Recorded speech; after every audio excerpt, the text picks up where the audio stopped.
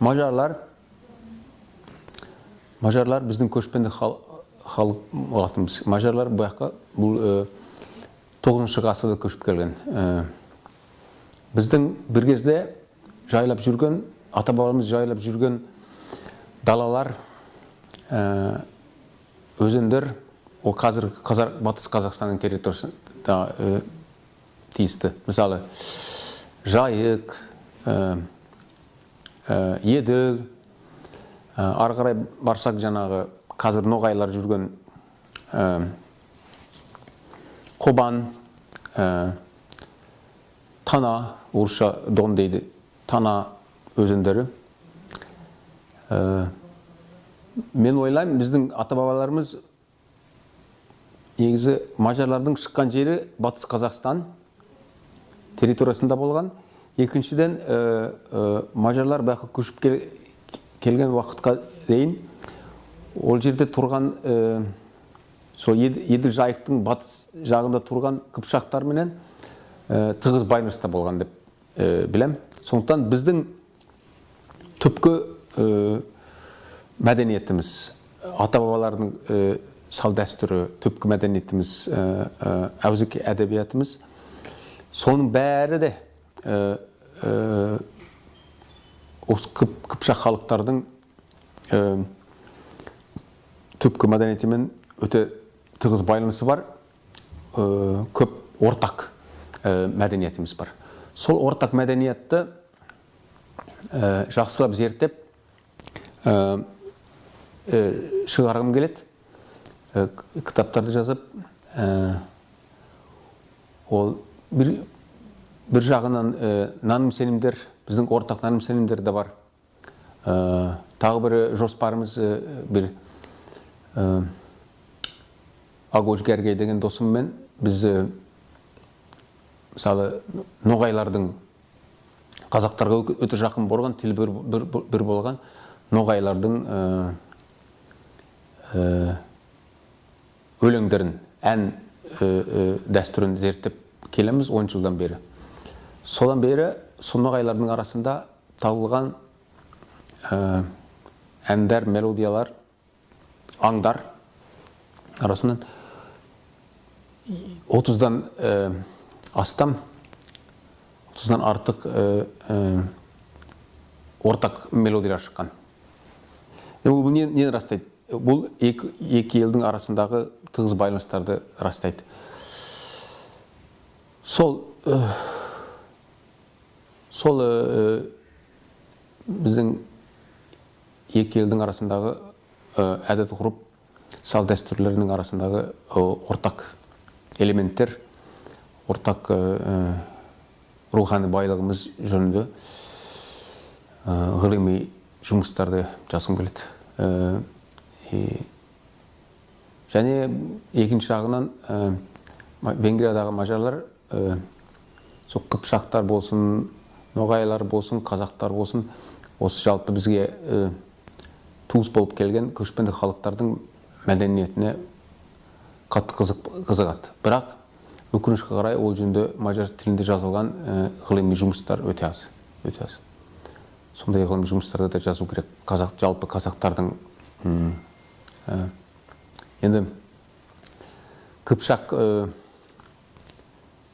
байырғы қыпшақтардың мәдениетін, тілін сақтап келген халықтар, қазақтар, ноғайлар, қарақалпақтар, сол үшеу.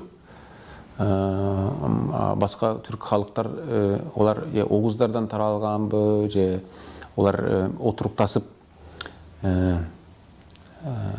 жаңағы Иран халықтармен көп араласқан бі, Азербайжандар, ирандықтармен көп араласқан, түріктерді жергілікті халықтармен, Анатолияның жергілікті халықтармен көп араласқан, Орта Азиядағы өзбек, уйғур халық, ол жаңағы тәжіктермен, сарттармен араласқан. Таза көшпенді қыпшақ мәдениетін сақтаған, жаңағы мен айтып өткен аталмыш үш халық. Олардың енді башқұрттар да біздің Оларда мажар, байырғы мажар тарихына, мәдениетіне байланысты өте көп жақсы мұраларды сақтап келген халық. Мен жаздым, шығардым. Бұл Армен ван Бери, бірінші қазақтарды зерттеп келген мажар адам. Ол момын мұсылман болып, сопы болып киініп, дәрвиш, сопы болып киініп, Орта Азияға барған. 1863 жылы. Және Қызылордадағы қазақтар жөнінде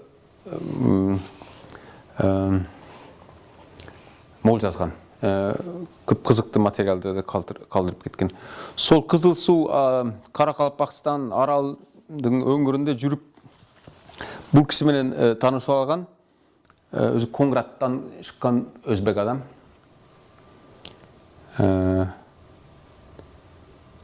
Исхак Молда. Сол екі дос болып, бұл Исхак Молла Армен ван Берині үлкен дини адам, дәрбіш болып сыйлағасын, оға ертіп кеткен. Оған ертіп кетіп, Мажарстанға келіп, кейін осы Мажарстанда қалып қалған. Өзі кітапханада, біздің академия кітапханасында кітапханашы болып жұмыс істеп келген кезде мажарлардың бір байырғы несі бар. Байырғы аңызы бар. Бұғы жөнінде. Екі мажар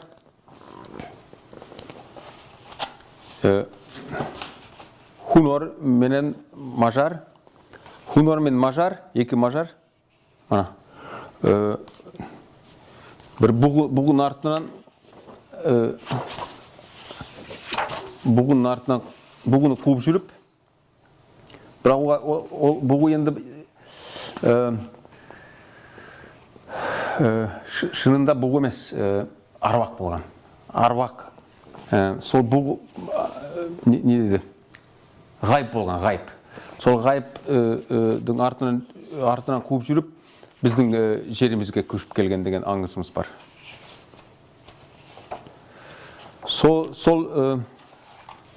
Соны бұл кісі Исхак Молда өзінің өзбек тіліне аударған екен. Мен соны бір венгер орфографиясы менен жазғымда. Оны ешкім оқи алмайды. Мен соны қағазға түсіріп, қазіргі өзбек тілге көшіріп алдым. Бұлай деп басталады. Енінің оғыллары шықтылар ауға, ауларыны қачырып түштілер дәштке. Хунар мажар деген екі палвандыр, Немродтың оғлыдыр, екі бұрадыр.